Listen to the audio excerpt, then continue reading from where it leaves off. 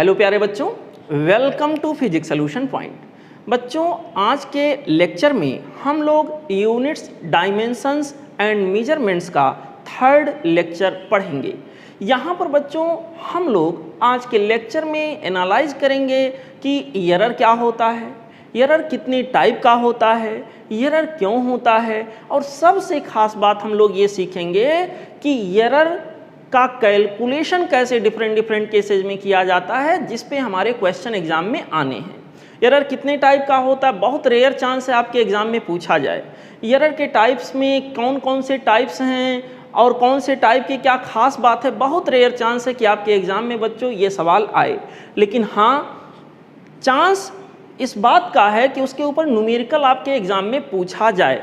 तो यहाँ आइए हम लोग आगे बढ़ेंगे और यहाँ एरर एनालिसिस का अध्ययन करते हुए इस पर बेस्ड न्यूमेरिकल को सॉल्व करना सीखेंगे। मेरे प्यारे बच्चों, यहाँ पर एरर एनालिसिस की बात करते हैं। एरर क्या होता है, सबसे पहले आप लोग ये जानो एरर क्या होता है। नाम से स्पष्ट है, एरर मतलब गलती। गलती कहाँ पे गलती?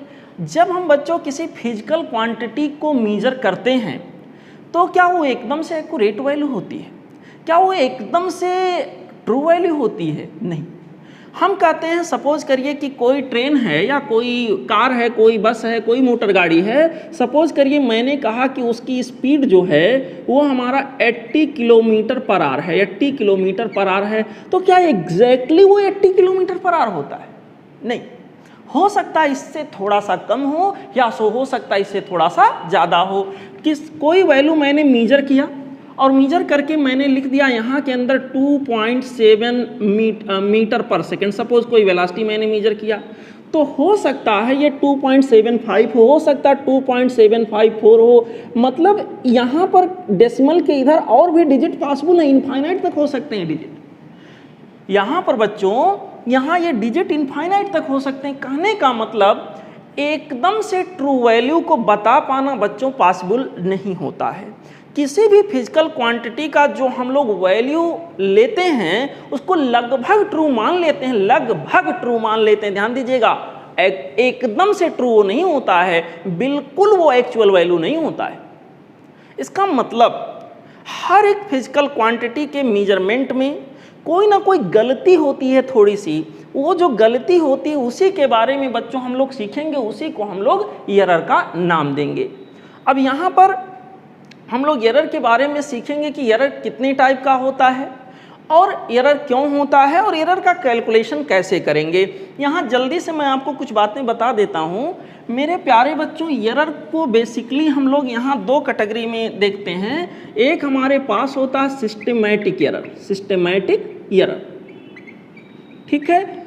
और दूसरा यहाँ के अंदर हम ले लेते हैं, ये होता है बच्चों रैंडम एरर, रैंडम एरर, ठीक है। थर्ड एरर के बारे में हम लोग बात करेंगे। इसको हम कह सकते हैं least count error, least count error. इन तीनों में जल्दी से समझ लेते हैं, इनके बारे में बहुत ज़्यादा टाइम इस पर नहीं देना है। यहाँ पर बच्चों सिस्टमैटिक एरर क्या होता है? सिस्टमैटिक एरर वो एरर है जिसका कारण नोन हो, जिसका रीजन पता हो। जैसे मान लीजिए कोई एक्सपेरिमेंट हम कर रहे हैं, तो जो मान लीजिए हम कोई भी चीज़ सिंपल पेंडुलम लिए उसका टाइम पीरियड निकाल रहे हैं। टाइम पीरियड निकालने पर चलो कुछ वैल्यू आ गया 4 सेकेंड टाइम पीरियड। तो 4 सेकेंड जो टाइम पीरियड आया बच्चों, क्या वो एकदम से ट्रू वैल्यू होगा? नहीं, एकदम ट्रू वैल्यू हो ही नहीं सकता है। यहाँ के अंदर बच्चों सिस्टमैटिक एरर क्यों होता है, इसके कई कारण होते हैं। इसका कारण होता है जिस डिवाइस से हम मेजरमेंट कर रहे हैं, क्या वो डिवाइस बिल्कुल जैसे होना चाहिए वैसे है? कितना भी आप कोशिश कर लो, कितनी भी कोशिश कर लो, डिवाइस कितना भी अच्छा बनाने की कोशिश कर लो बच्चों, उसमें थोड़ा बहुत इम्परफेक्शन जरूर रह जाता है। उसके कैलिब्रेशन में, उसके बच्चों डिजाइन में कोई ना कोई दिक्कत ऐसी हो जाएगी कि जिससे थोड़ा सा ही, जिसको हम पहचान नहीं पाते हैं, लेकिन एरर आ रहा होता है। ठीक है बच्चों, थर्मामीटर से आपने ह्यूमन बॉडी टेम्परेचर मेजर किया, क्या वो बिल्कुल एग्जैक्ट टेम्परेचर होता है? नहीं सर। डिवाइस के अंदर और तमाम सारे फ्लैक्चुएशन होने की वजह से यहाँ के अंदर क्या होता, कुछ उसके अंदर एरर आ रहा होता। सिस्टमैटिक एरर का रीजन होता है जिस डिवाइस से हम मेजरमेंट करते हैं उस डिवाइस के अंदर इम्परफेक्शन होना, उसके बच्चों अंदर कैलिब्रेशन में दिक्कत होना, कई सारी चीज़ें उसके अंदर हैं जो डिफर कर सकती हैं। ह्यूमन एरर भी हो सकता है, इसके अंदर ह्यूमन एरर भी आता है सिस्टमैटिक एरर में, कि जो इंसान मेजरमेंट कर रहा है हो सकता है वो उतना ध्यान ना दे रहा हो सकता है उतना अटेंशन वो बच्चों नहीं पे कर पा रहा हो, और उस वजह से जो रीडिंग ले रहा, रीडिंग लेने में थोड़ी सी गलती हो जा रही हो। तो बच्चों ये सिस्टमैटिक एरर वो एरर है जिसका रीजन मुझे पता होता है कि भाई ये ह्यूमन एरर की वजह से हो सकता है, ये डिवाइस में इम्परफेक्शन की वजह से हो सकता है, ये सारी बातें। यहाँ पर रैंडम एरर अगला एरर हमारा है। रैंडम एरर नाम से स्पष्ट है कि यहाँ पर एरर रैंडमली होगा, यहाँ इसका काज नहीं पता चल पाता है।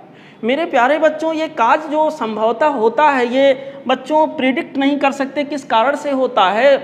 तमाम सारे कारण हो सकते हैं, जैसे हो सकते हैं, बस अंदाज़ा लगा सकते हैं। जैसे हम कोई डिवाइस से कोई मेजरमेंट करें, उस डिवाइस का टेम्परेचर घटने बढ़ने लग जाए, तो टेम्परेचर के घटने बढ़ने से भी उसमें रीडिंग में दिक्कत आ सकती है, रीडिंग जो एक्चुअल है वो एक्चुअल रीडिंग नहीं ले पाएगा।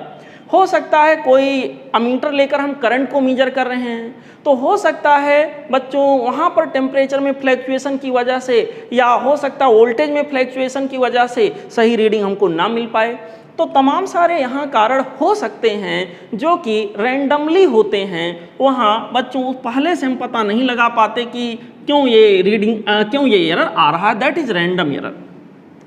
अगला हमारे पास होता है बच्चों least count error. Least count error, what is least count? Least मतलब कम से कम, काउंट मतलब जो काउंट कर पाए।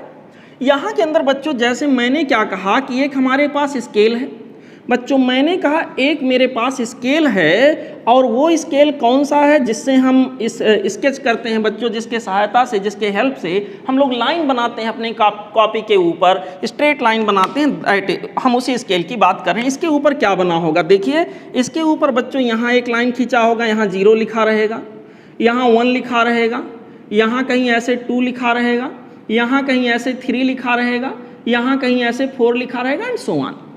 अब यहाँ पर अगर इस डिवाइस की पर्टिकुलरली हम बात करें बच्चों, इस डिवाइस की पर्टिकुलरली हम बात करें तो ये जो 0 से 1 के बीच में है ना, ये 1 सेंटीमीटर होता है, आपको पता है। 2 ये दूसरा सेंटीमीटर है, ये टोटल 2 सेंटीमीटर हो गया, 3 सेंटीमीटर। एक डिवीजन यहाँ 1 सेंटीमीटर का है। और अगर आप ध्यान दीजिए, 1 सेंटीमीटर, अगला सेंटीमीटर, अगला सेंटीमीटर, और 1 सेंटीमीटर के बीच में ऐसे 10 खाने बने होंगे, 10 स्केल बने होंगे। ऐसे मैं गिन के नहीं बना रहा हूँ। इसका मतलब अब एक ये जो छोटा वाला पार्ट है, बहुत छोटा वाला जो एक हिस्सा है बच्चों, इसको हम कहते हैं मिलीमीटर। अगर हम बच्चों यहाँ के अंदर किसी स्केल से, जो स्केल जनरली हम लोग यूज करते हैं बच्चों, उस स्केल से हम कोई मेजरमेंट लें तो छोटा से छोटा डिस्टेंस जो मेजर कर सकता है यहाँ के अंदर बच्चों, वो कितना हो सकता है? 1 मिलीमीटर। 1 मिलीमीटर। इससे छोटा डिस्टेंस अगर मेजर करोगे इस डिवाइस का यूज करके तो बच्चों उसमें एक अच्छा खासा एरर देखने को मिलेगा। सपोज करिए, अच्छा पहली बात तो लिस्ट काउंट को समझ लीजिए। कोई डिवाइस कम से कम कितना मेजर कर सकता है, कम से कम बच्चों कितना मेजरमेंट कर सकता है, जिसमें कोई संदेह ना हो। यहाँ के अंदर संदेह तो फिर भी रहेगा, लेकिन कम से कम कितना मेजर कर सकता है कोई डिवाइस, उसी को हम कहेंगे उस डिवाइस का लिस्ट काउंट। जैसे यहाँ के अंदर बच्चों अगर मैं इस स्केल की बात करूं, सेंटीमीटर स्केल है ये बच्चों, 15 सेंटीमीटर का जनरली हमारे पास होता है। उस स्केल की बात करूं तो उसका लिस्ट काउंट हमारे पास क्या होगा? उसका लिस्ट काउंट जो बच्चों यहाँ के अंदर होगा, वो लिस्ट काउंट हमारा होगा 1 millimetre. 1 millimetre in the sense 0.1 centimetre. ठीक है बच्चों, ऐसे आ जाएगा। अगर हम वर्नियर कैलिपर्स की बात करें तो वर्नियर कैलिपर्स का लिस्ट काउंट अगर मैं देखने जाऊं तो वर्नियर कैलिपर्स का लिस्ट काउंट होता है 1 मिलीमीटर का 10वां हिस्सा। 1 मिलीमीटर का 10वां हिस्सा, यानी कि यहाँ के अंदर बच्चों हो जाएगा 0.1 मिलीमीटर।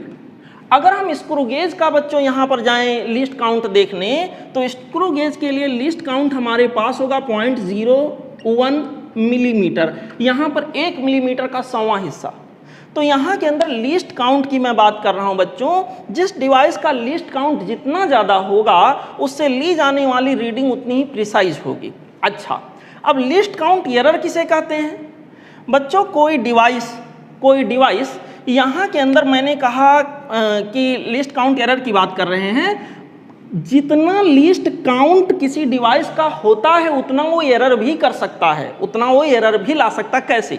जैसे मैंने कहा कि कोई लेंथ है, वो हमारे पास लेंथ की वैल्यू है, सपोज मैंने कहा कि यहाँ पर लेंथ की वैल्यू है 10 पॉइंट, या ऐसे मैंने बोल दिया बच्चों 5.5 मिलीमीटर, या 5 पॉइंट मैंने कहा दिया 6 मिलीमीटर। ऐसे इसका मतलब 5 मिलीमीटर से ज़्यादा है और 6 मिलीमीटर से कम है।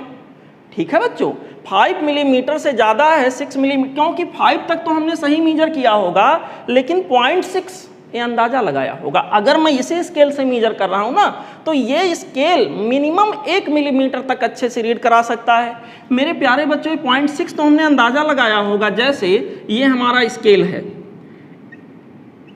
ये मैं मिलीमीटर के स्केल थोड़ा बड़े बड़े बना रहा हूँ समझाने के लिए। ऐसे 1 2 3 4 5 6 7 8 9 एंड 10। बच्चों यहाँ के अंदर देखिए, हमने इससे कोई चीज़ मेजर करना शुरू किया, यहाँ 0 से शुरू हुआ, 1 2 3 4 5 6 7 8 9 एंड 10, ऐसे ये मिलीमीटर मान लीजिए है। मैंने कोई चीज़ रख के ये 0 से मैंने कोशिश किया रखें और मेजर करना शुरू किया। जिस चीज़ को मैं मेजर कर रहा हूँ, जिस लेंथ को मैं मेजर कर रहा हूँ बच्चों, देखिए शुरुआत मैंने कोशिश किया 0 से हो और यहाँ ये जाके ख़त्म यहाँ 5 और 6 के बीच में होता। अंदाज़ा लगा के मैंने कह दिया 5.6 मिलीमीटर। लेकिन ये जो इतना पार्ट है बच्चों, ये जो आ रहा है ना 0.6, इसमें बहुत ज़्यादा अनसर्टेनिटी है, क्योंकि इसको हम एक्यूरेसी के साथ मेजर नहीं कर पाए हैं। तो गलती कहाँ से कहाँ तक होने की संभावना है? ये वैल्यू पॉसिबल है 5.0 से कहाँ तक हो, 6.0 तक हो, यानी कि इसके बीच में जो कोई वैल्यू आ सकता है बच्चों, यहाँ पर कितना मैक्सिमम एरर आ सकता है 0.1 मिलीमीटर का, सॉरी यहाँ पर कितना मैक्सिमम एरर आ सकता है 1 मिलीमीटर का। तो मेरे प्यारे बच्चों, कोई ये 1 मिलीमीटर क्या है? लिस्ट काउंट ही तो है। कोई डिवाइस का जितना लिस्ट काउंट होता है उतना ही वो बच्चों एरर भी दे सकता है, इस बात का ध्यान रहे। उसको हम लिस्ट काउंट एरर का नाम देंगे। अब आगे जब हम न्यूमेरिकल आपको बताएंगे बच्चों, तो ये चीज़ें अच्छे से दिमाग में सेट होंगी। अभी फिलहाल इसको आप दिमाग में जितना बैठा पाइए, दिमाग में इसको बच्चों बैठाते जाइए। आगे जब न्यूमेरिकल होगा, चीज़ें प्रिसाइज हो जाएंगी, चीज़ें बिल्कुल ट्रांसपेरेंट हो जाएंगी। ठीक है, चलते हैं, आगे बढ़ेंगे बच्चों। अब एरर के टाइप को हम ऐसे सीखेंगे कि जिस बेसिस पर हमें न्यूमेरिकल सॉल्व करना है बच्चों, उस बेसिस पर एरर को हम लोग डिवाइड करके सीखने का प्रयास करेंगे।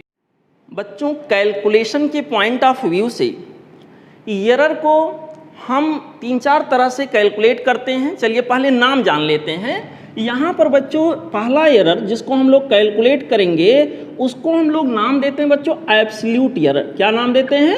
Absolute error, absolute error. ठीक है बच्चों। दूसरा एरर जिसको हम लोग कैलकुलेट करेंगे, जिस पर हमसे सवाल पूछे जाएंगे बच्चों, वो है हमारे पास में एब्सोल्यूट एरर के बाद होगा यहाँ पर बच्चों मीन एरर, मीन एरर। ठीक है, और मीन एरर के बाद हम लोग कैलकुलेट करना सीखेंगे, यहाँ के अंदर वो होगा mean absolute error, mean absolute error. ठीक है बच्चों, ये और इसके अलावा बच्चों कुछ और बातें मैं आपको बता दूं। इसी में हम लोग कैलकुलेट करना सीखेंगे फ्रैक्शनल एरर, फ्रैक्शनल, या उसी को नाम देते बच्चों रिलेटिव एरर। और यहाँ पर बच्चों रिलेटिव एरर को हम 100 से मल्टीप्लाई कर देंगे तो वही बन जाएगा, आगे चल के मैं बताऊंगा, वो बन जाएगा परसेंटेज एरर। ठीक है, ये हम लोगों को सीखना है कैलकुलेशन के बिहाफ पर बच्चों। हमें सीखना है एब्सोल्यूट एरर क्या होता है, हमें सीखना है मीन एरर क्या होता है, हमें सीखना मीन एब्सोल्यूट एरर क्या होता है, हमें सीखना है फ्रैक्शनल या रिलेटिव एरर क्या होता है, हमें सीखना परसेंटेज एरर क्या होता है। तो आइए बच्चों शुरू करते हैं एब्सोल्यूट एरर से। मैं अपने एनालिसिस की शुरुआत एनालिसिस की शुरुआत मैं करने जा रहा हूं एब्सोल्यूट एरर से। व्हाट इज एब्सोल्यूट एरर, समझिएगा। मेरे प्यारे बच्चों, अगर आपने ध्यान दिया हो तो पढ़ाते समय मैंने कई बार ये वाले एरर का नाम लिया है। ठीक है बच्चों, तो यहाँ के अंदर सब लोग सीखिएगा, कोई भी फिजिकल क्वांटिटी का कोई ट्रू वैल्यू होगा। मान लीजिए कोई फिजिकल क्वांटिटी है, लेट ये बी आ फिजिकल क्वांटिटी। मेरे प्यारे बच्चों, मैंने मान लिया कि ये एक फिजिकल क्वांटिटी है, तो ये की कोई ट्रू वैल्यू होगी। यहाँ के अंदर बच्चों इसकी कोई ट्रू वैल्यू होगी। ये की ट्रू वैल्यू जो भी होगी बच्चों, हम कोई एक्सपेरिमेंट करके ये की वैल्यू निकालेंगे और उसको हम कहेंगे मीजर्ड वैल्यू। ट्रू वैल्यू में से बच्चों मीजर्ड वैल्यू हम माइनस कर दें, मीजर्ड वैल्यू माइनस कर दें, तो जो एरर यहाँ के अंदर बच्चों हमें मिलेगा उसी एरर को हम लोग नाम देते हैं एब्सोल्यूट एरर। ठीक है बच्चों, जैसे मान लीजिए ग्रेविटेशनल एक्सीलरेशन की, मान लीजिए वैसे तो ट्रू वैल्यू एकदम से कोई बता ही नहीं सकता, लेकिन मान लीजिए ग्रेविटेशनल एक्सीलरेशन की ट्रू वैल्यू मैं कह रहा हूँ 9.8 है, और एक्सपेरिमेंट करके जब मैंने निकाला तो कितना आ गया बच्चों, यहाँ के अंदर आ गया 9.7। यहाँ पर जो इसके अंदर डिफरेंस आया 0.1 का बच्चों, यही क्या हो जाएगा, इसी को हम लोग कहेंगे absolute value, absolute error. Absolute error is the difference of true value and measured value. कोई ट्रू वैल्यू रहेगा और मीजर्ड वैल्यू जो हम एक्सपेरिमेंट करके निकालेंगे, उनका जो डिफरेंस होगा बच्चों ना, उसी को हम यहाँ पर नाम देते हैं एब्सोल्यूट एरर। आई होप आप इस बात को समझ रहे होंगे। तो सीधा सा यहाँ पर आपको याद रखना है बच्चों, एब्सोल्यूट एरर, एब्सोल्यूट एरर मतलब फिजिकल क्वांटिटी ये है, तो ये में होने वाला एब्सोल्यूट एरर इक्वल टू ये की true value minus of measured value. ये बात आप समझ गए होंगे। मेरे प्यारे बच्चों समझिएगा, यहाँ पर सवाल ये उठा सर ट्रू वैल्यू कैसे पता लगाएंगे। ट्रू वैल्यू तो आपको दिया नहीं रहेगा, मान लेते हैं दिया है तो बड़ी अच्छी बात है, नहीं दिया तो कैसे पता लगाएंगे कि भाई ट्रू वैल्यू तो हम कैसे जान पाएंगे, कोई एक्सपेरिमेंट कर रहे हैं कैसे पता लगाएं कि इसकी सही वैल्यू क्या है। इनफैक्ट किसी फिजिकल क्वांटिटी की एकदम से ट्रू वैल्यू तो किसी को पता ही नहीं होता है, तो ट्रू वैल्यू हम कैसे जान पाएंगे। ये तो चलो कैलकुलेट कर मेजर कर लेंगे, एक्सपेरिमेंट से पता चल जाएगा, लेकिन ये कहाँ से पता चलेगा।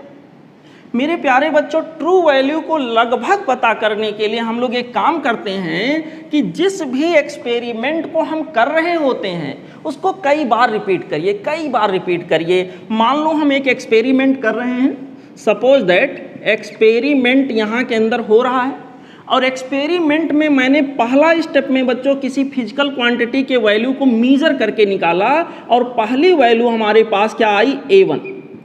और फिर बच्चों दूसरी बार दूसरे स्टेप में मैंने फिर से एक्सपेरिमेंट करके निकाला। एक ही व्यक्ति अगर एक ही एक्सपेरिमेंट को एक ही कंडीशन में कई बार रिपीट करता है तो आप देखे होंगे, अगर आपने कभी एक्सपेरिमेंट किया हो, वैल्यू थोड़ी थोड़ी डिफर कर जाती है। यहाँ के अंदर मान लो पहली बार जब मैंने एक्सपेरिमेंट किया वैल्यू आया A1, दूसरी बार जब मैंने एक्सपेरिमेंट किया वैल्यू आया A2, तीसरी बार जब मैंने एक्सपेरिमेंट किया वैल्यू आया A3, अगली बार मैंने एक्सपेरिमेंट किया वैल्यू आ गया बच्चों A4, अगली बार मैंने एक्सपेरिमेंट किया वैल्यू A5, A6, A7, ऐसे बच्चों वैल्यू आता गया। मान लो एक्सपेरिमेंट को मैंने n बार रिपीट किया और अलग अलग वैल्यू यहाँ इस तरह से हमें मिल रहे हैं, A1, A2, A3, A4, A5, A6, A7, जितने भी बार मैं कर लूँ बच्चों, जितनी बार आप एक्सपेरिमेंट करोगे उतना ज़्यादा अच्छा है, उतना ज़्यादा आप ट्रू वैल्यू के करीब जा पाओगे। यहाँ के अंदर बच्चों अब मैंने कहा ट्रू वैल्यू सबसे पहले पता करना होगा, तो ट्रू वैल्यू कैसे पता होगा मेरे प्यारे बच्चों।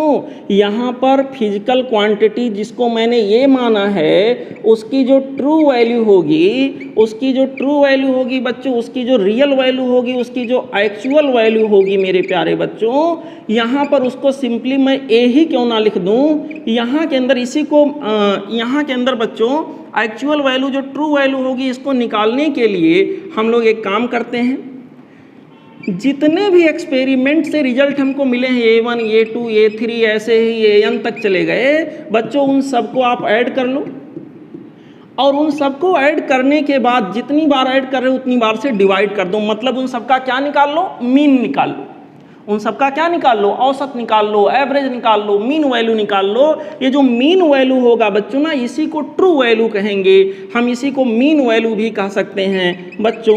यही हमारा कहलाएगा ट्रू वैल्यू। एग्जैक्टली ट्रू तो हम निकाल ही नहीं सकते, आई रिपीट, बट ये वैल्यू जो निकलेगा लगभग लगभग इसी को मैं ट्रू वैल्यू मान के चलूंगा। ठीक है बच्चों। अब यहां मैंने बताया कि भाई हमारे पास जो एरर है एब्सोल्यूट एरर, दूसरा हमारे पास होगा जो भी है, उसके अलावा बच्चों फ्रैक्शनल एरर क्या होता है, मीन फ्रैक्शनल एरर क्या होता है, ये सारी बातें हम लोगों को सीखना है। तो आइए जरा देखते हैं। मीन वैल्यू निकालना हम लोग सीख गए। मीन वैल्यू को आई रिपीट वंस अगेन, इसी को हम लोग क्या कहेंगे, ट्रू वैल्यू कहेंगे। मेरे प्यारे बच्चों अब आगे सीखो, आगे सीखो। हम एब्सोल्यूट एरर निकालना चाहते हैं, एब्सोल्यूट एरर निकालना चाहते हैं, तो एब्सोल्यूट एरर इक्वल टू होगा डेल्टा ए। पहले केस में जब मैंने एक्सपेरिमेंट किया था तो हमें रिजल्ट मिला था A1, तो एब्सोल्यूट एरर पहले केस में कितना मिलेगा, अलग अलग केस में अलग अलग एब्सोल्यूट एरर मिलेगा। डेल्टा A1 इक्वल टू हो जाएगा यहाँ के बच्चों ट्रू वैल्यू, क्या हो जाएगा, true value minus measured value. True value मतलब mean value minus measured value कितना था बच्चों, A1। ये है पहले स्टेप में जो हमें एब्सोल्यूट एरर मिला वो इक्वल टू हो गया ट्रू वैल्यू, जो कि मीन करने से मुझे मिला, माइनस ऑफ मीजर्ड वैल्यू। दूसरे केस में बच्चों यहाँ के अंदर जो हमें एब्सोल्यूट एरर मिलेगा वो होगा मीन वैल्यू, यानी कि जिसको मैं ट्रू वैल्यू कहूँगा, माइनस ऑफ A2। अगले स्टेप में जो मुझे मिलेगा डेल्टा A3, जिसको मैं यहाँ पर मीन वैल्यू बच्चों बोलता हूँ, माइनस ऑफ यहाँ के अंदर हो जाएगा A3 and so on. nth case में जो हमें बच्चों यहाँ पर जो एब्सोल्यूट एरर मिलेगा वो होगा मीन वैल्यू माइनस ऑफ बच्चों AN। आई होप ये बात आप समझ गए होंगे। एब्सोल्यूट वैल्यू भी अलग अलग केस में अलग अलग आया, क्योंकि एक ही एक्सपेरिमेंट को मैं कई बार रिपीट कर रहा हूं। अब बच्चों ये जो एब्सोल्यूट वैल्यूज हमारे आए, जो एब्सोल्यूट वैल्यूज हमारे आए उनका मैं मीन ले लूं। डेल्टा A1 हमारा एब्सोल्यूट वैल्यू आया पहले केस में, डेल्टा A2 हमारा एब्सोल्यूट वैल्यू आया दूसरे केस में, डेल्टा A3 हमारे पास एब्सोल्यूट वैल्यू आया अगले केस में। यहाँ के अंदर बच्चों ऐसे जितने भी आए उन सबका मैं क्या ले लूँ, एवरेज ले लूँ। उन सबका बच्चों मैं क्या ले लूँ, एवरेज ले लूँ। यहाँ n से मैंने डिवाइड कर दिया, इसको कहेंगे बच्चों मीन एब्सोल्यूट एरर। क्या कहेंगे, मीन एब्सोल्यूट एरर। जितने भी एरर आए उन सबका मैंने क्या ले लिया, मीन ले लिया, एवरेज ले लिया, इसको हम कहेंगे मीन एब्सोल्यूट एरर। लेकिन एक बात मैं आपको बता दूं मेरे प्यारे बच्चों, ये जो एब्सोल्यूट एरर आप निकाल रहे हो सकता है ये पॉजिटिव हो सकता है ये निगेटिव भी हो सकता है कुछ केस में जीरो भी आ रहा हो, ये भी पॉसिबल है। फिलहाल पॉजिटिव निगेटिव पर बात करते हैं। यहाँ पर बच्चों ये वैल्यू पॉजिटिव भी हो सकता है, ये वैल्यू निगेटिव भी हो सकता है। लेकिन जब आप मीन एब्सोल्यूट एरर निकालने जाओगे बच्चों तो यहाँ पर इन सबका केवल मॉडुलस लेना है, मतलब वैल्यू पॉजिटिव ही लेने हैं। यहाँ पर ऐसा नहीं है कि कोई निगेटिव में यहाँ रिजल्ट मिला है तो मैंने वहाँ माइनस में लिख दिया, नहीं। यहाँ पर मॉड मैंने लगा दिया। मॉड लगाने का मतलब सबकी वैल्यू क्या लेनी है, पॉजिटिव, और जितनी बार जोड़ेंगे उतनी बार से डिवाइड कर देंगे, ये हमें क्या मिल जाएगा बच्चों, मीन एब्सोल्यूट एरर। ठीक है बच्चों, मीन एब्सोल्यूट एरर मिल जाएगा। आई होप बच्चों इतनी बातों को आप समझ चुके होंगे। एक बार मैं फिर से चीज़ों को दिखाता हूँ, आप फिर से एक बार देखो ताकि चीज़ें क्लियर हो। देखो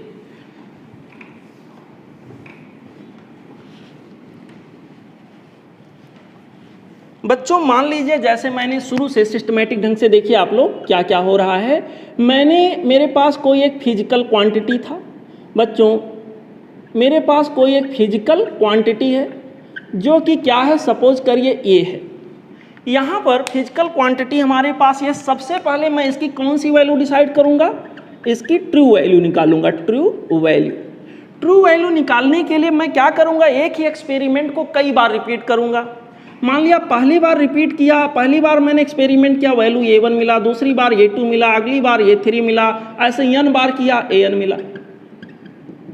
तो बच्चों यहाँ पर ये जो हमें रिजल्ट मिला है उन सबको हम ऐड कर दें, और जितनी बार ऐड करें उतने से डिवाइड कर दें, ये मुझे क्या मिल जाएगा, उस पर्टिकुलर फिजिकल क्वांटिटी की ये क्या हो जाएगी, true value. True value in the sense mean value. एकदम से तो ये भी ट्रू नहीं होता, लेकिन लगभग मान लिया जाता है। बच्चों मैं टाइम दे रहा हूँ इसमें, क्योंकि यही चीज़ आपको ठीक से समझना है। आपके नीट एग्जाम में तो बहुत आसान क्वेश्चन आते हैं, IIT एडवांस्ड वगैरह में इसके ठीक ठाक सवाल पूछे जाते हैं। यहाँ के अंदर देखिए, अगला हमारे पास मीन वैल्यू यानी ट्रू वैल्यू मैंने कैलकुलेट कर लिया। अब एब्सोल्यूट एरर क्या होता है उसको हम देखने जाएंगे। एब्सोल्यूट एरर में बच्चों मैं कहूँगा true value minus measured value. तो एब्सोल्यूट वैल्यू पहले केस में हमारे पास absolute value delta A1 equal to हो जाएगा, ट्रू वैल्यू मतलब mean value whatever, minus of measured value in the sense क्या हो गया A1, पहले केस का absolute error, delta A2 A mean minus of क्या हो जाएगा A2, दूसरे केस में absolute error delta A3, third case में, थर्ड स्टेप में जब मैंने एक्सपेरिमेंट किया तो उस समय एब्सोल्यूट एरर हमारे पास कुछ ऐसे आ जाएगा। ऐसे बच्चों में एक्सपेरिमेंट को कितनी बार कर रहा हूँ, n बार कर रहा हूँ। तो ट्रू यहाँ पर एब्सोल्यूट एरर हमारे पास nth केस में आ जाएगा ट्रू वैल्यू, जो कि मीन वैल्यू होगा माइनस ये n। अब मैंने क्या कर लिया, एब्सोल्यूट एरर्स निकाल लिए, और एब्सोल्यूट एरर्स निकालने के बाद बच्चों मैं क्या करूंगा, यहाँ पर मैं निकालूंगा मीन एब्सोल्यूट एरर। मेरे प्यारे बच्चों, मीन एब्सोल्यूट एरर मतलब एब्सोल्यूट एरर पहले केस में, एब्सोल्यूट एरर बच्चों दूसरे केस में, एब्सोल्यूट एरर तीसरे केस में, एंड सो ऑन, प्लस आप एब्सोल्यूट एरर nth केस में डिवाइडेड बाय क्या हो गया n। इसको बच्चों हम लोग कहेंगे मीन एब्सोल्यूट एरर। क्या कहेंगे, मीन एब्सोल्यूट एरर। ठीक है बच्चों, I hope mean absolute error तक आप समझ गए क्या है। अब यहाँ के अंदर बच्चों क्या होगा, मीन एब्सोल्यूट एरर निकालना आप सीख गए। एब्सोल्यूट एरर क्या है, मीन एब्सोल्यूट एरर क्या है। अगला जो एरर हमें यहाँ के अंदर सीखना है वो है बच्चों फ्रैक्शनल एरर। फ्रैक्शनल एरर क्या है, या उसी को हम लोग नाम देते हैं रिलेटिव एरर क्या है। ठीक है, आइए देखते हैं। यहाँ पर बच्चों कोई फिजिकल क्वांटिटी अगर हमारे पास है तो कोई, अच्छा एक चीज़ और यहाँ पर फिर मैं यहाँ आपको बताना भूल रहा हूँ, यहाँ के अंदर बच्चों इसका मॉडुलस केवल लेना है। मीन एब्सोल्यूट एरर निकालने में ये वैल्यू पॉजिटिव भी हो सकती थी, निगेटिव भी, पॉजिटिव भी निगेटिव भी, कुछ भी पॉसिबल था यहाँ। लेकिन यहाँ जब मीन निकालने जाओगे तो सबका केवल क्या लेना है, मॉडुलस लेकर के आपको ऐड करना, ना कि पॉजिटिव निगेटिव साइन के साथ ऐड करना है। सबको पॉजिटिव लेना है, बाई n करना है। अच्छा, यहाँ के अंदर बच्चों एक हम लोग आगे बढ़ते हैं, सिचुएशन को आगे से समझने का प्रयास करते हैं। अगला हमारे पास होगा बच्चों relative error. Relative error, relative error हमारे पास क्या होगा समझिएगा। रिलेटिव एरर का मतलब होता है बच्चों एरर जितना भी आया divided by actual value, error divided by actual value. तो एरर में हम लोग जनरली यहाँ पर कौन से एरर को लेंगे, मीन एरर को लेंगे। एरर तो अलग अलग केस में अलग अलग आया।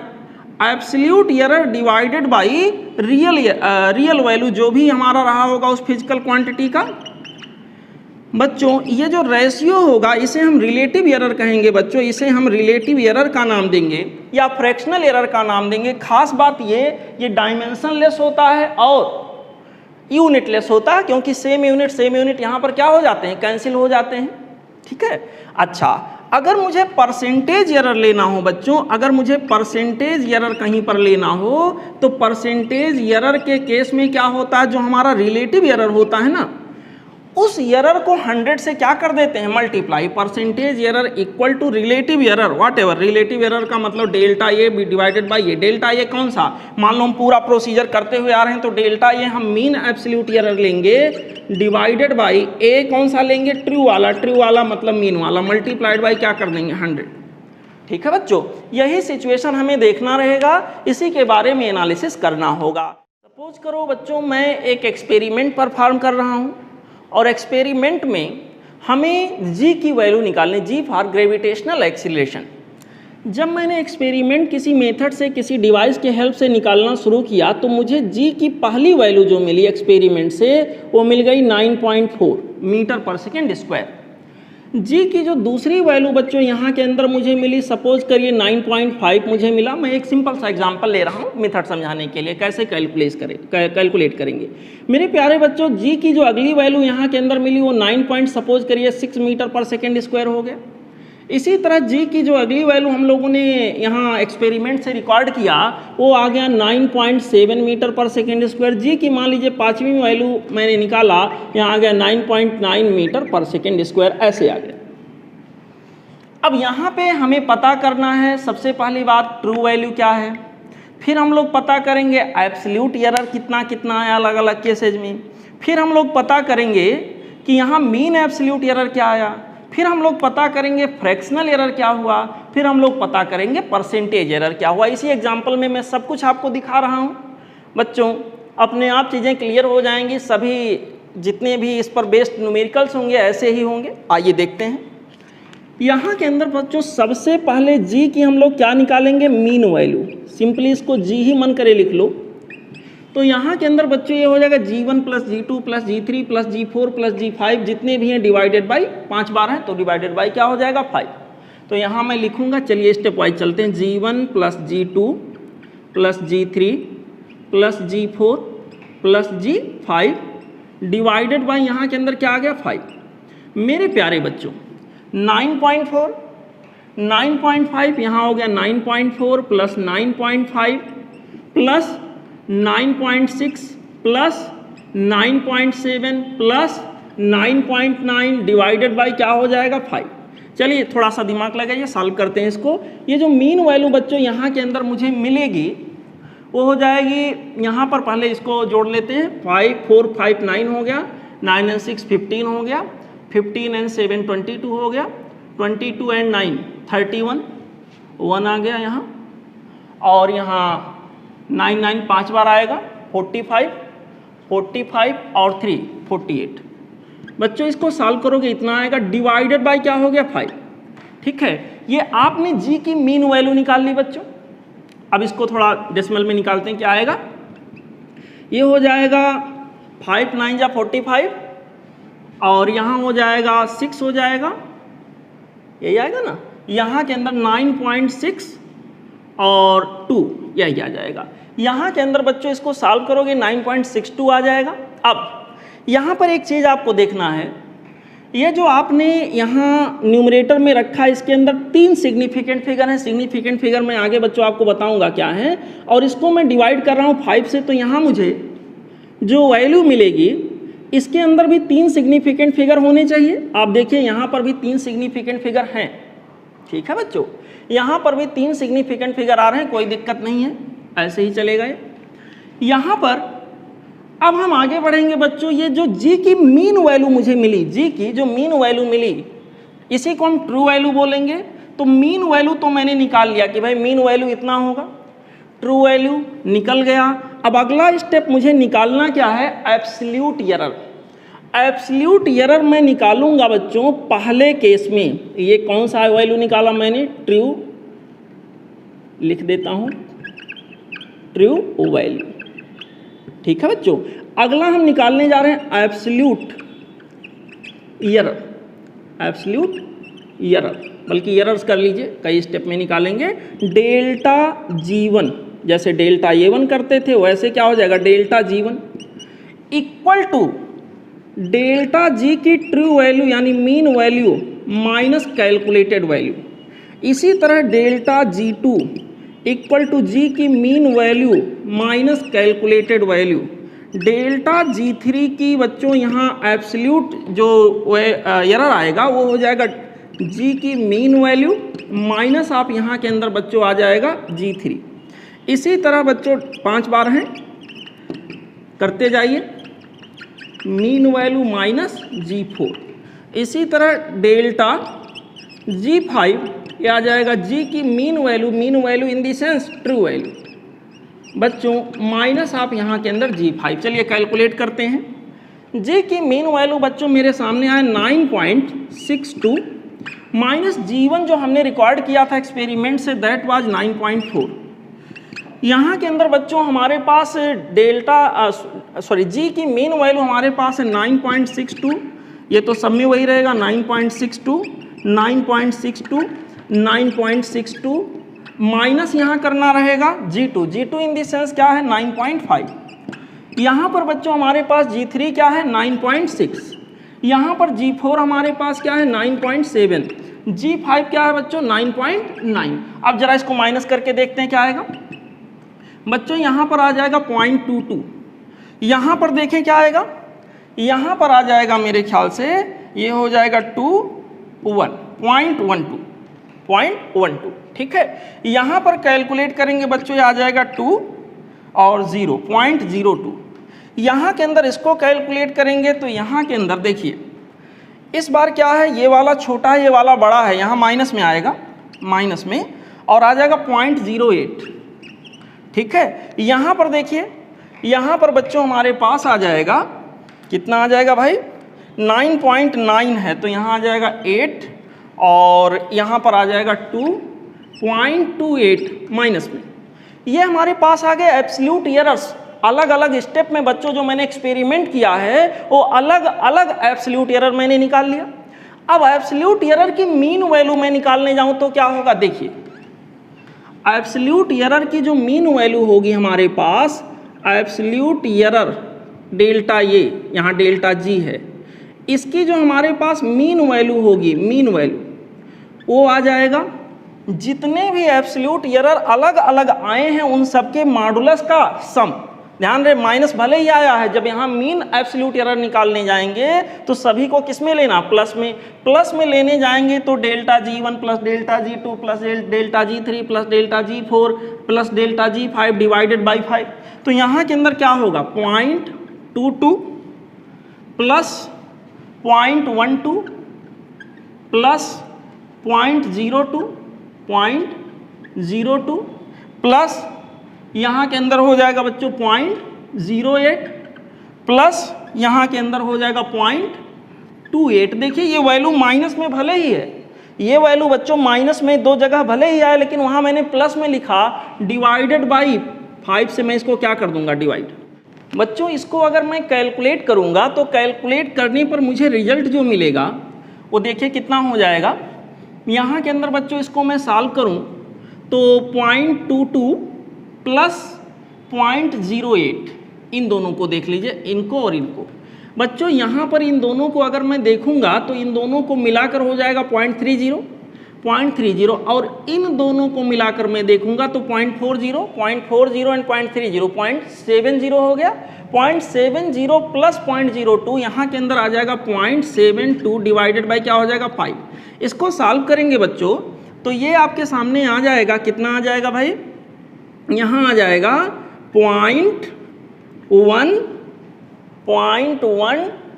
और 4 आ जाएगा, 4 आ जाएगा, यही होगा बच्चों। यहाँ के अंदर 0.144 आ जाएगा। अच्छा अब यहाँ एक और चीज़ चेक कर लीजिएगा आप लोग, जब डिवाइड करिए तो आप ये देखिए यहाँ कितना सिग्निफिकेंट फिगर है, अभी मैंने आपको पढ़ाया नहीं है। फिलहाल यहाँ 2 सिग्निफिकेंट फिगर हैं तो इसमें भी 2 ही होने चाहिए, ठीक है, वो रीडिंग ज़्यादा एक्यूरेट माना जाएगा। तो यहाँ पर राउंड ऑफ करेंगे, यहाँ 5 से कम डिजिट मुझे मिल रहा है, इसको हटा दीजिए। तो यहाँ पर आपको मीन एब्सोल्यूट एरर जो जी की वैल्यू में मिला 0.14 मिल गया। अच्छा अब बच्चों आगे हमें देखना है कि यहाँ पर हमारा जो मीन एरर होगा वो कितना आएगा। मीन एरर तो खैर पता चल गया, जो रिलेटिव एरर होगा वो कितना आएगा, और इसके अलावा जो हमारा परसेंटेज एरर होगा वो कितना आएगा। तो बच्चों देखो ध्यान से, इसको मैं मिटाने जा रहा हूं, यहां पर इसको मैं मिटा देता हूं। देखिए देखिए यहां पर अब अगला हमारा स्टेप है, पहले तो फ्रैक्शनल एरर, फ्रैक्शनल या relative error, relative error. Fractional error या बच्चों रिलेटिव एरर की अगर मैं बात करूंगा तो यहां के अंदर हमें मिलेगा delta G divided by G. What, delta G जो मैंने लिखा है कौन सा डेल्टा जी होगा, मीन एब्सोल्यूट एरर होगा, ठीक है बच्चों, डिवाइडेड बाई जी। जी की भी मीन वैल्यू यहाँ के अंदर होगी, मतलब ट्रू वैल्यू होगी। इसको कहेंगे बच्चों relative error, relative error. Delta G की मीन वैल्यू हमारे पास है 0.14 डिवाइडेड बाई जी की जो मीन वैल्यू यहाँ के अंदर है बच्चों ये हमारे पास हो जाएगा 9.62। सॉल्व करेंगे कुछ ना कुछ रिजल्ट यहाँ आएगा, ठीक है। तो ध्यान रखिएगा इस बात का। अब यहाँ पर सॉल्व करेंगे तो सिग्निफिकेंट फिगर भी मुझे चेक करना पड़ेगा। ऊपर 2 सिग्निफिकेंट फिगर है, नीचे 3, जो आएगा उसमें मुझे 2 ही रखना है। कम से कम सिग्निफिकेंट फिगर वाला यहाँ प्रीफर करना होगा।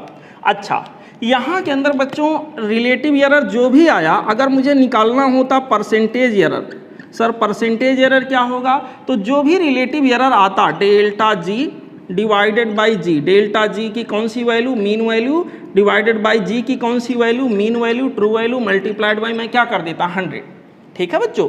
मुझे रिजल्ट मिल जाता, मुझे जो भी रिक्वायर्ड रिजल्ट होगा मिल जाएगा। तो फिलहाल ये जो मेथड है वो मैंने आपको सिखाया, सवाल तो मैं आगे बहुत सारा कराऊंगा। अभी बच्चों मेथड को आप अपने दिमाग में बैठाने का प्रयास करो। आई होप ये प्रोसेस आपको समझ में आया होगा बच्चों। अब जो यहाँ के अंदर उस फिजिकल क्वांटिटी की वैल्यू मैं लिखूंगा, जैसे जी की वैल्यू मुझे लिखना होगा तो मैं लिखूंगा जी की जो मीन वैल्यू यहाँ के अंदर है प्लस माइनस यहाँ के अंदर बच्चों जो एरर आ सकता है, यहाँ के अंदर जो प्लस माइनस करने से एरर आ सकता है वो कितना होगा। यहाँ पर एरर जो हमारे पास आ सकता था वो आ सकता था डेल्टा जी मीन, ठीक है बच्चों। तो जी की जो यहाँ मेजर्ड वैल्यू होगी, जो भी यहाँ दिखाना होगा वो मीन वैल्यू यानी ट्रू वैल्यू से या तो इतना ज़्यादा होगा या इतना कम होगा। यानी मैं ऐसे इसको लिख सकता हूँ कि जी की वैल्यू जो हमारे पास होगी वो यहाँ पर ग्रेटर देन होगी G mean minus delta G mean, और लेस देन होगी यहाँ के अंदर बच्चों G mean plus of delta G mean. यहाँ के अंदर बच्चों जो मैक्सिमम पॉसिबल वैल्यू इसकी है जी मीन यानी true value plus delta G mean absolute mean error, और जो मिनिमम वैल्यू पॉसिबल है ये माइनस वाला पॉसिबल है। तो मिनिमम वैल्यू से ज़्यादा और मैक्सिमम वैल्यू से कम या बराबर, इन्हीं के बीच में बच्चों पॉसिबिलिटी इसकी है। मेजरमेंट का रिजल्ट ऐसे ही कुछ यहाँ के अंदर आएगा। आई होप आप इसको समझ गए होंगे बच्चों। अब आगे बढ़ते हैं, इसके अगले स्टेप की बात करते हैं बच्चों। अब हम लोग एनालाइज करेंगे कि कॉम्बिनेशन एरर अगर हो तो कैसे निकालेंगे। मान लो कोई एक फिजिकल क्वांटिटी है, वो कई सारे क्वांटिटी पे डिपेंड कर रही हो, और प्रत्येक क्वांटिटी जिस पर वो डिपेंड करे उसमें थोड़ा थोड़ा एरर होगा, तो पूरा कंबाइंड एरर उस फिजिकल क्वांटिटी का कितना होगा। जैसे यहाँ पर बच्चों कॉम्बिनेशन ऑफ एरर में हम पहला स्टेप ले रहे हैं, पहला प्रोसेस ले रहे हैं एरर इन सम। अगर यहाँ सम के रूप में कोई इक्वेशन रहे और यहाँ पर हमें एरर निकालना हो तो क्या तरीका होगा। जैसे सपोज करिए मैं यहाँ के अंदर लिख रहा हूँ, मैं बच्चों ऐसे लिख रहा हूँ कोई फिजिकल क्वांटिटी सपोज करिए है, यहाँ के अंदर बच्चों कोई फिजिकल क्वांटिटी P है, इसको मैंने लिख दिया A प्लस B। ऐसे I have a physical quantity which is P and this depends on A and B, दोनों को प्लस करने से मुझे P मिल रहा है। तो जब मैं एक्सपेरिमेंट करूंगा तो ये निकालूंगा, B निकालूंगा, ए में कुछ एरर पॉसिबल है, बी में कुछ एरर पॉसिबल है, और बच्चों जो ए में एरर पॉसिबल है और बी में एरर पॉसिबल है तो दोनों का एरर जुड़ करके इक्वल टू हो जाएगा एरर इन पी। अब इसको कैसे निकालेंगे बच्चों, जब सम के रूप में कोई इक्वेशन ऐसे दिया हो, तो ये ट्रिक है, ऐसे याद रखिएगा। सम के रूप में कोई इक्वेशन दिया हो, ध्यान रहे सम के रूप में दिया हो, तो यहाँ के अंदर आप कैसे इसको लिखोगे, डेल्टा पी, यानी P में आने वाला जो एब्सोल्यूट एरर है इक्वल टू हो जाएगा delta A plus delta B, यानी एब्सोल्यूट एरर का सम हो गया। A में आने वाला एब्सोल्यूट एरर प्लस B में आने वाला absolute error equal to P में आने वाला एब्सोल्यूट एरर, ठीक है बच्चों।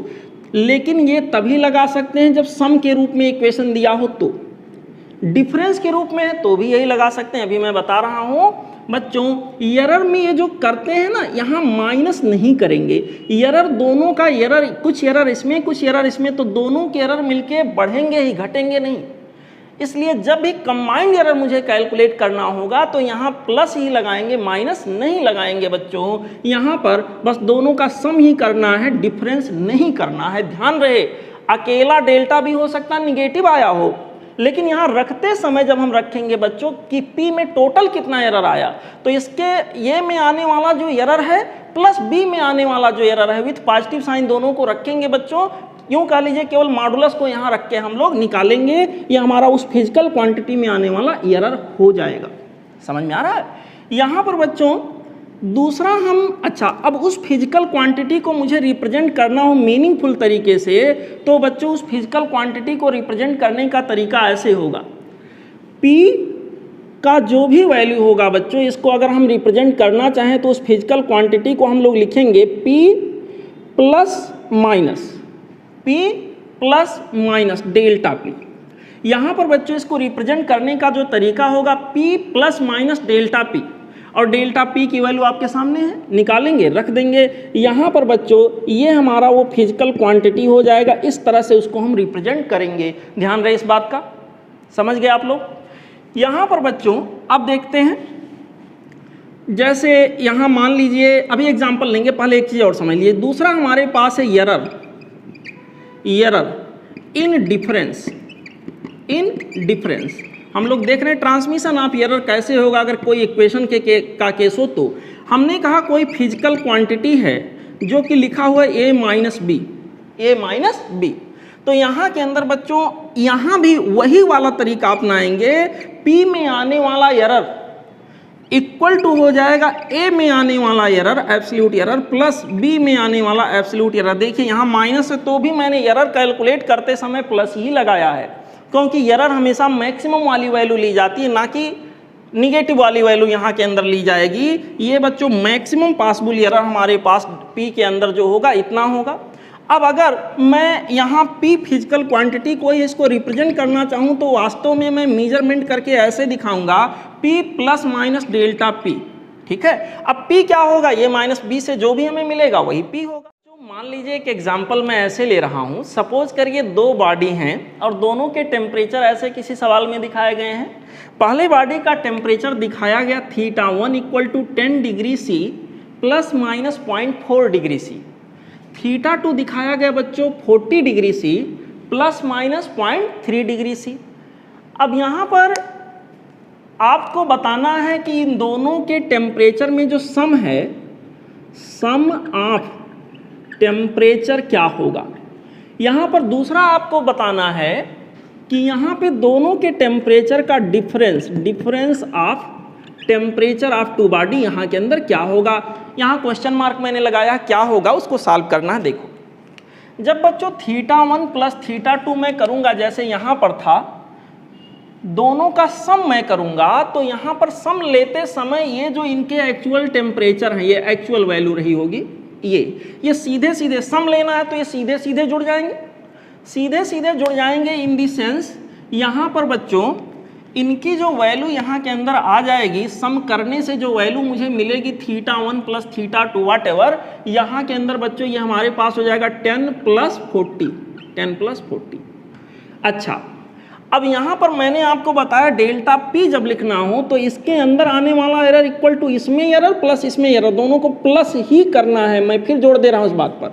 यहाँ के अंदर बच्चों तो इसमें आने वाला एरर, इस तरह से लिखने का क्या मतलब हुआ, इस तरह से लिखने का मतलब हुआ कि पहले बॉडी के टेम्परेचर में इतने का एरर आ सकता, मैक्सिमम पॉसिबल एरर पहले में इतना है और अगले में मैक्सिमम पॉसिबल एरर इतना है। तो यहाँ पर डेल्टा, ये डेल्टा भी मैक्सिमम पॉसिबल एरर ही तो होते हैं बच्चों। यहाँ मैं क्या करूँगा, इन दोनों को क्या करूँगा, जोड़ लूँगा। देखिए जैसे मैंने delta A plus delta B, यहाँ पर हमारे पास हो जाएगा बच्चों plus minus delta A plus delta B मैं करूँगा तो यहाँ आ जाएगा 0.4, माफ़ करिएगा, आ जाएगा 0.4 प्लस 0.3। देखिए क्या मैंने यहाँ माइनस लिखा, नहीं। क्या मैंने यहाँ माइनस लिखा, नहीं। मैंने ये वाले कॉन्सेप्ट को फॉलो किया।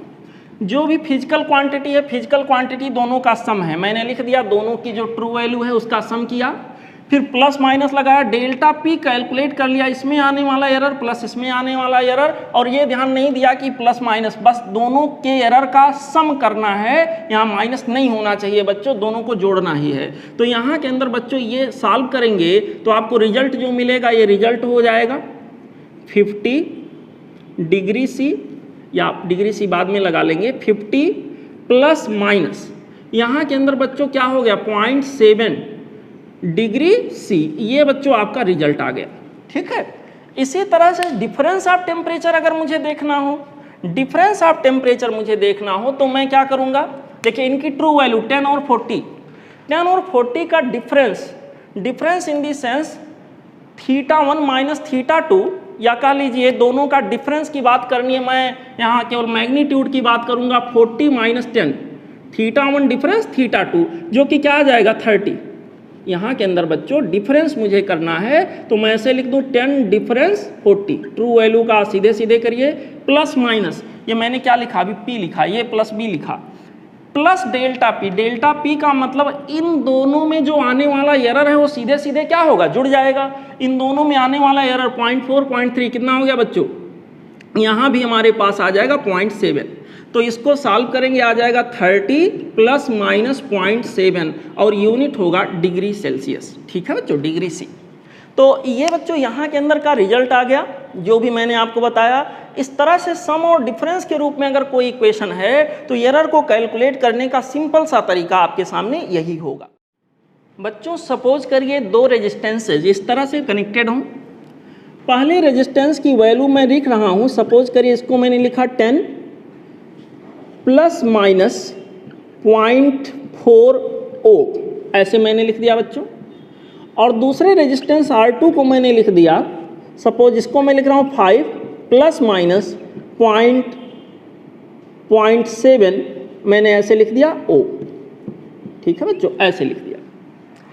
ऐसे लिखने का तरीका आपको समझ में आ गया होगा कि सर R1 की जो ट्रू वैल्यू है, ट्रू वैल्यू जो हम कई बार एक्सपेरिमेंट कर रहे थे और फिर मीन ले रहे थे, दैट इज ट्रू वैल्यू जो कि 10 है, और R2 की ट्रू वैल्यू यहाँ के अंदर क्या है 5 है, और इसके अंदर आने वाला मैक्सिमम एरर जो हो सकता है 0.4, यानी R1 की वैल्यू 10 से 0.4 या तो ज़्यादा हो सकता है, ज़्यादा से ज़्यादा 10.4 हो सकता है, और कम से कम 10 माइनस 0.4 यानी कि 9.6 हो सकता है।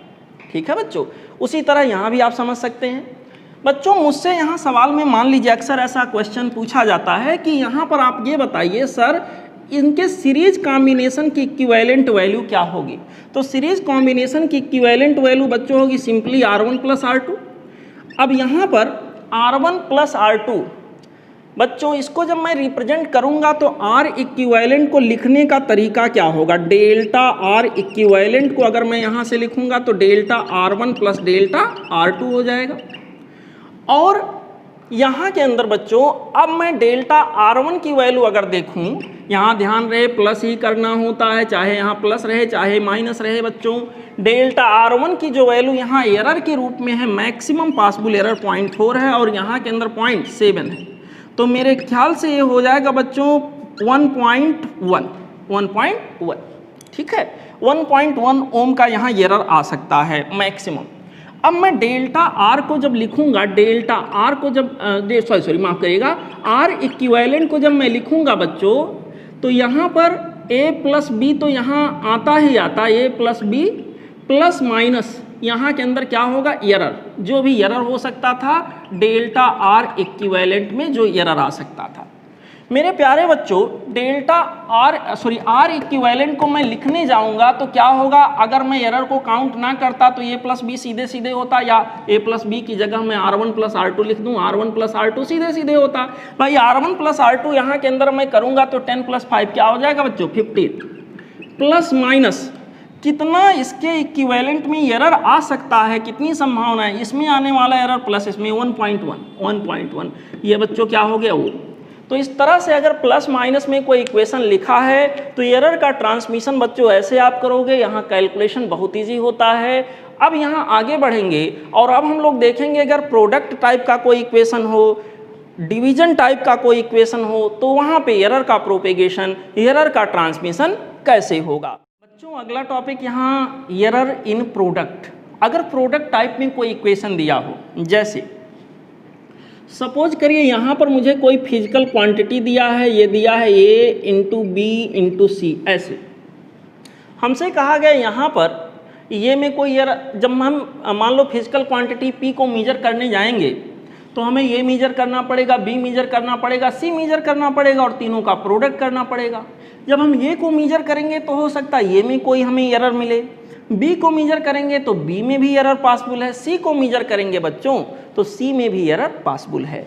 यहाँ के अंदर क्या होगा, अब क्या करें, कैसे कैसे एरर को हम यहाँ कैलकुलेट करें, क्या तरीका अपनाएं? तो बच्चों सिंपल सा तरीका हमारे सामने यहाँ पर ये होगा, देखिए सब लोग ध्यान से, सिंपली वैसे तो डिफ्रेंसिएशन करना पड़ता लेकिन शॉर्टकट आप जानो जल्दी से कैसे करोगे, delta P divided by P equal to यहाँ के अंदर होगा delta A divided by A plus यहाँ के अंदर हो जाएगा delta B divided by B plus यहाँ के अंदर हो जाएगा delta C divided by C. यानी कि गिवन फिजिकल क्वांटिटी में जो हमारा फ्रैक्शनल एरर है, रिलेटिव एरर, वह इक्वल टू हो जाएगा जितने भी प्रोडक्ट में हैं सबके रिलेटिव एरर का सम। सीधे सीधे लग रहा है बच्चों, यहाँ सभी के रिलेटिव एरर का सम। अब जब हमें इस फिजिकल क्वांटिटी को मेजर करके लिखना होगा तो मैं उस फिजिकल क्वांटिटी को ऐसे लिखूंगा, physical quantity equal to P plus minus delta P, यही तो लिखूंगा बच्चों। यहाँ वो फिजिकल क्वांटिटी हमारे पास हो जाएगा P plus minus delta P, ऐसे करूँगा। यहाँ के अंदर बच्चों पी का मतलब ABC है, ज़रूरत पड़ने पर लिख लेंगे, और डेल्टा पी का मतलब यहाँ पर डेल्टा पी को मैं यहाँ से निकाल लूँगा। ये जो बच्चों delta P equal to delta A plus delta B हम सीधे कर दे रहे थे, वो केवल प्रोडक्ट और डिफरेंस वाले केस में आप लगाओगे, वो केवल माफ़ करिएगा, केवल सम और डिफरेंस वाले केस में आप लगाओगे, प्रोडक्ट टाइप में, डिवीजन टाइप में, ऐसे केसेज में उसको आप अप्लाई नहीं कर सकते। मेरे प्यारे बच्चों ध्यान से समझो, ध्यान से सीखो, खूब आगे बढ़ो। यहाँ के अंदर क्या होगा, P की जो भी वैल्यू आएगी मैं वहाँ ABC लिख सकता हूँ, चलो ठीक है। डेल्टा P कैसे निकालेंगे सर? डेल्टा P मुझे यहाँ से मिल जाएगा, डेल्टा P मैं निकालने जाऊँगा तो डेल्टा P को लिखूँगा equal to delta A divided by A plus delta B divided by B plus delta C divided by C। एक और बात, इनटू क्या हो जाएगा यहाँ के अंदर बच्चों P, ठीक है। यहाँ से डेल्टा P निकाल लेंगे, रख देंगे यहाँ पर। सपोज करें रिलेटिव एरर ए का मुझे मालूम है, मान लीजिए रिलेटिव एरर ए का 1 है और रिलेटिव एरर बी का हमारे पास 2 है। रिलेटिव एरर यहाँ के अंदर बच्चों, रिलेटिव एरर बच्चों 1 से कम ही आएगा। यहाँ के अंदर जो सिचुएशन बनेगा, मान लीजिए रिलेटिव एरर यहाँ पर हमारे पास 0.1 है, यहाँ पर 0.2 है, यहाँ पर 0.3 है, तो रिलेटिव एरर हमारे पास जो तीनों का सम होगा 0.1, 0.2, 0.3 को जोड़ेंगे 0.6 आएगा, इंटू पी कर देंगे, मुझे क्या मिल जाएगा, डेल्टा पी। ठीक है बच्चों, तो डेल्टा पी की जो भी वैल्यू होगी यहाँ लिख देंगे, उसको मीनिंगफुल तरीके से हम लोग यहाँ लिख पाएंगे। अभी एग्जांपल से मैं क्लियर करता हूँ, फिलहाल यही तरीका यहाँ के अंदर बच्चों अपनाना होगा। और यहाँ पर ध्यान रहे, ये करते समय हमें एरर को हमेशा मैक्सिमम यहाँ कैलकुलेट करना होता है। यहाँ पर हमेशा प्लस साइन लोगे, ना कि माइनस। हो सकता है डेल्टा भी माइनस में आ रहा हो, एब्सोल्यूट एरर ही तो ये है, हो सकता है ये माइनस में आ रहा हो, लेकिन यहाँ पर हम जब एरर में प्रोपेगेशन करेंगे तो यहाँ मुझे प्लस ही लेना है, माइनस नहीं लेना है। कहने का मतलब सबका सम ही करना है, मैग्नीट्यूड का सम करना है।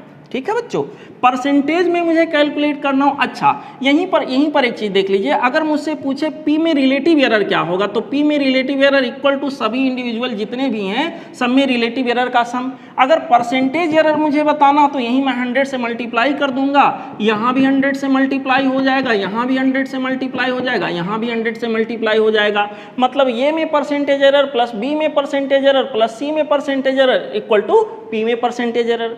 ये में रिलेटिव एरर प्लस बी में रिलेटिव एरर प्लस सी में relative error equal to P में रिलेटिव एरर। सिंपल सा कॉन्सेप्ट यहाँ के अंदर बच्चों लागू करना होगा। अच्छा, अगर ऐसा ही बच्चों कोई केस बने यहाँ डिवीजन टाइप का हो, मैं एरर देखने जाऊँ डिवीजन में क्या होगा, डिवीजन, यहाँ के अंदर बच्चों कोई इक्वेशन ऐसे लिखा, कोई फिजिकल क्वांटिटी मैंने लिख दिया ए बाई बी।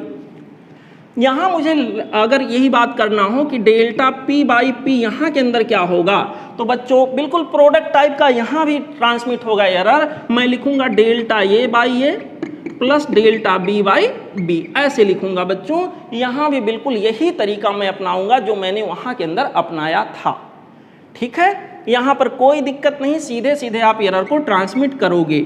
मेरे प्यारे बच्चों, यहाँ के अंदर इसका मतलब प्रोडक्ट टाइप का हो, डिवीजन टाइप का हो, दोनों का मेथड यहाँ के अंदर सेम होगा। हो सकता है P की वैल्यू मैं ऐसे लिख दूँ A डिवाइडेड बाई यहाँ के अंदर B इंटू सी हो गया, तो ठीक है कोई बात नहीं। यहाँ पर प्रोडक्ट या डिवीजन टाइप का सीधे आपको क्या करना रहेगा, delta P upon P equal to delta A upon A plus आप delta B upon B plus आप delta C upon C। Minus के बारे में कंफ्यूज मत होइए, सब प्लस प्लस ही आपको लिखना है, ठीक है बच्चों। यहाँ के अंदर मान लेते हैं हमारे पास कोई इक्वेशन ऐसे हो, यहाँ के अंदर बच्चों मान लेते हैं मैंने लिख दिया ऐसे, इसी इक्वेशन को मॉडिफाई कर दिया, C यहाँ लगा दिया, तो यहाँ भी बिल्कुल वही condition, delta P by P equal to delta A by A plus delta B by B plus इसके लिए भी वही आ जाएगा डेल्टा C बाई C। तो बच्चों यहाँ पर भी वैसे ही तरीका होगा, परसेंटेज एरर हमारे जुड़ जाएंगे, फ्रैक्शनल एरर हमारे जुड़ जाएंगे, और यहाँ पर जो हमारा मीन एरर है बच्चों, यहाँ माफ़ करिएगा, जो एब्सोल्यूट एरर है उसको कैसे निकालेंगे, जो भी इनके मीन एरर्स जो यहाँ इनके बच्चों रिलेटिव एरर्स होंगे मल्टीप्लाइड बाई P कर देंगे, मिल जाएगा। एग्जाम्पल से अभी मैं इसको क्लियर कर रहा हूँ बच्चों। एक और चीज़ अभी जान लीजिए, आई होप ये आप समझ गए होंगे, इसको मैं मिटा रहा हूँ। एग्जाम्पल से एक चीज़ अभी आप समझ लीजिए, आगे काम आएगा। यहाँ पर मान लीजिए कोई ऐसा प्रोडक्ट टाइप हो इक्वेशन जिसमें पावर लगे हों, डिफरेंट फिजिकल क्वांटिटी के ऊपर पावर्स लगे हों, तो वहाँ पर क्या होगा, error in case of powers. क्या होगा, पावर्स का मतलब मैं क्या बताना, कोई फिजिकल क्वांटिटी मैंने लिख दिया A की पावर n, B की पावर m, C की पावर मैंने कर दिया C की पावर l, और यहाँ D मैंने कर दिया D की पावर मैंने कर दिया, कुछ भी कर सकते हैं, यहाँ के अंदर मैंने कर दिया Q, m n l Q। यहाँ के अंदर मैं ऐसे करूँगा इसको, delta P divided by P equal to, अब ये खाली होता तो डेल्टा A बाई A लिखते, A की पावर n है तो इसको मैं लिखूंगा n delta A by A, plus minus नहीं सर, यहाँ प्लस ही आप लीजिएगा, मैक्सिमम एरर ही हमें निकालना होता है। यहाँ के अंदर बच्चों हमारे पास हो जाएगा m times of delta B by B, यहाँ के अंदर हो जाएगा बच्चों L times of delta C upon C, और यहाँ के अंदर हो जाएगा हमारे पास Q times of delta D upon D। जितने भी होंगे बच्चों इसी मेथड से हम ट्रांसमिट करते चले जाएंगे, जो पावर रहेगा वो आगे लगा देंगे, बाकी रिलेटिव एरर से मल्टीप्लाई करते चले जाएंगे। परसेंटेज एरर निकालने की ज़रूरत होगी मेरे प्यारे बच्चों, 100 से क्या कर देंगे, थ्रू आउट मल्टीप्लाई कर देंगे, परसेंटेज एरर हमें मिल जाएगा। अब ये सारी बातें मैं एग्जाम्पल से अभी क्लियर करने जा रहा हूँ, आप लोग देखिए। सपोज करिए बच्चों यहाँ एक सवाल ऐसे हो कि कोई एक कंडक्टर है, ठीक है, कंडक्टर के दो टर्मिनल्स के बीच में मैंने कोई बैटरी वगैरह लगाया है, जिसकी वजह से यहाँ पर जो पोटेंशियल डिफरेंस है V को मैंने ऐसे दिया है, और इसके अंदर से फ्लो होने वाला जो करंट है, इलेक्ट्रिक करंट, वो इसके अंदर से जा रहा, जो कि ऐसे दिखाया गया है। मान लीजिए इसमें पूछा जाए कि आप बताइए सर रिलेटिव या परसेंटेज एरर यहाँ रेजिस्टेंस में क्या आएगा, तो रेजिस्टेंस को जब मैं लिखूंगा तो बच्चों V बाई I, इतना तो आपको याद ही होगा। यानी कि अब जो मुझे इक्वेशन मिल रहा है वो डिवीजन टाइप का मिल रहा है, तो मैं यहाँ ऐसे अप्लाई करूँगा rule, delta R by R equal to delta V by V plus आप डेल्टा I बाई क्या हो जाएगा I। मेरे प्यारे बच्चों relative error in resistance equal to relative error in voltage plus relative error in current, ठीक है। यहाँ के अंदर relative error in resistance delta R by R को मैं लिखूंगा delta V in the sense क्या है 2, डिवाइडेड बाई V को हम करेक्टली देखें तो 50 होगा, यहाँ प्लस ही लगाना है, माइनस नहीं लगाना है, ध्यान रहे बच्चों, गलती मत करना। डेल्टा I यहाँ के अंदर कितना है बच्चों 0.3, डिवाइडेड बाई I कितना है 9। मेरे प्यारे बच्चों डेल्टा R बाई R यानी रेजिस्टेंस में होने वाला रिलेटिव या फ्रैक्शनल एरर हो गया 1/25 प्लस यहाँ के अंदर हो जाएगा बच्चों, इसको सॉल्व करोगे 3/90 यानी कि 1/30 आ जाएगा। 3/90 का मतलब ये हो जाएगा ऐसे, इसको सॉल्व करोगे 1/30 आ गया, ठीक है बच्चों। अब अगर मुझे परसेंटेज एरर यहाँ पे कैलकुलेट करना हो तो ये हो जाएगा delta R by R relative error multiplied by 100, इधर भी 100 से मल्टीप्लाई कर लेते हैं, 100 से मल्टीप्लाई करेंगे तो ये हो जाएगा 4 प्लस ये हो जाएगा 100/30 यानी कि 10/3।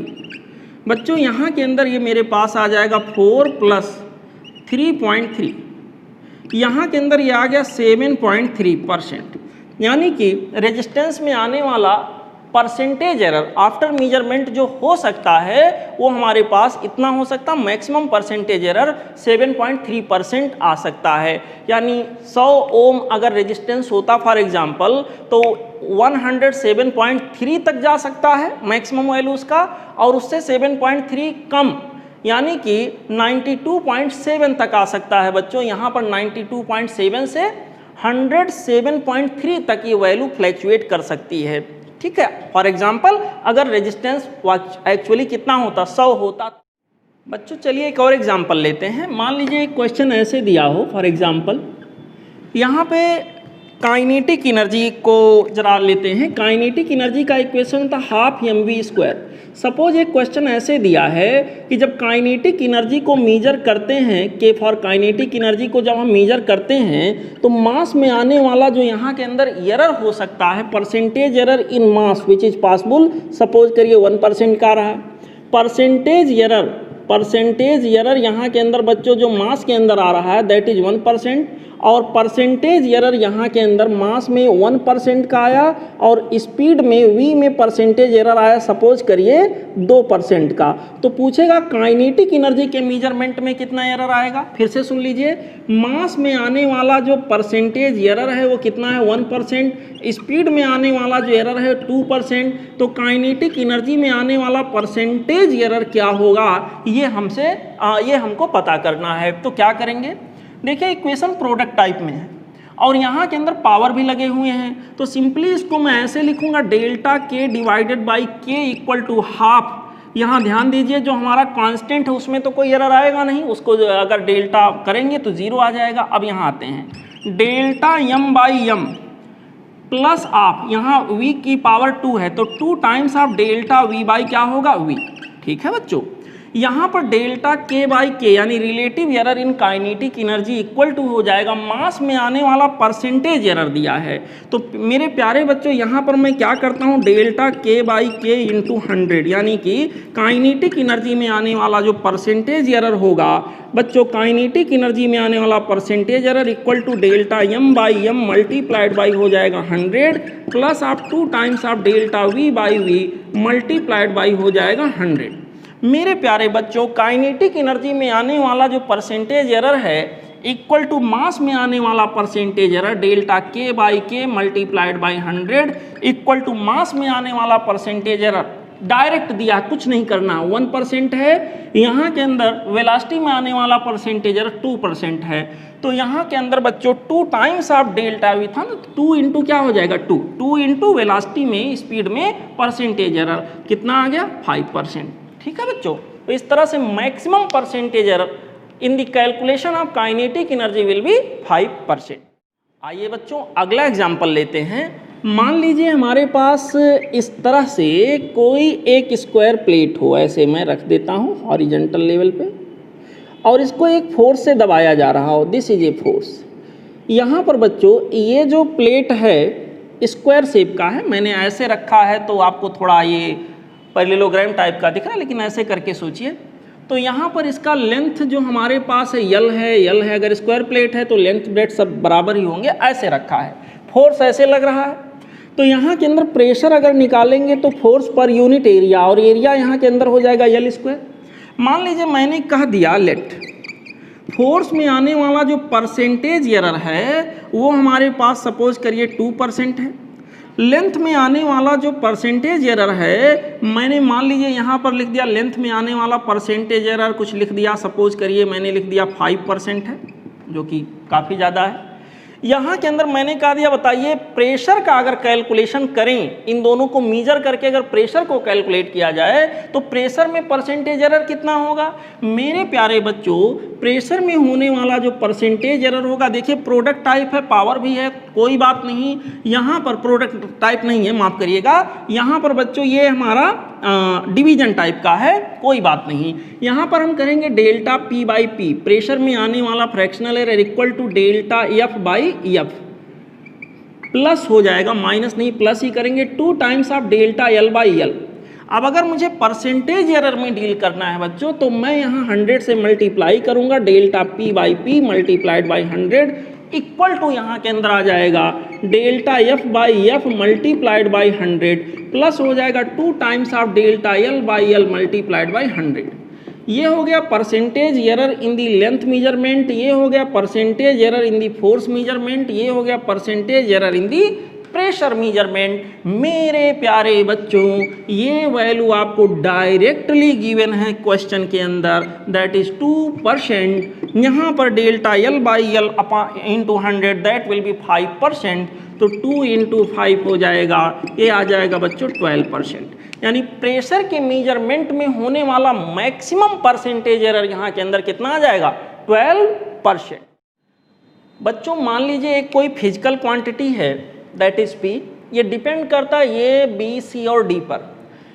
यहाँ a की पावर 2 इंटू बी की पावर 3/2 डिवाइडेड बाई सी की पावर 4 इंटू डी की पावर हाफ ऐसे है। यहाँ पावर जो लगे हैं स्पष्ट रूप से मैं यहाँ लिख दूँ, यहाँ 3/2 है, यहाँ 2 पावर है, सी के ऊपर 4 की पावर है, डी के ऊपर हाफ की पावर है। मैंने चलो आपको मेंशन कर दिया इस क्वेश्चन के अंदर, मैंने कहा ये में आने वाला परसेंटेज एरर हमारे पास है सपोज 2%। बी में आने वाला जो परसेंटेज एरर है मैंने कह दिया ये हमारे पास परसेंटेज एरर आ रहा है सपोज 3%। सी में आने वाला परसेंटेज एरर मैंने कह दिया भाई ये परसेंटेज एरर हमारा 0.5% है। मैंने कहा डी में आने वाला परसेंटेज एरर यहाँ सपोज 6% है।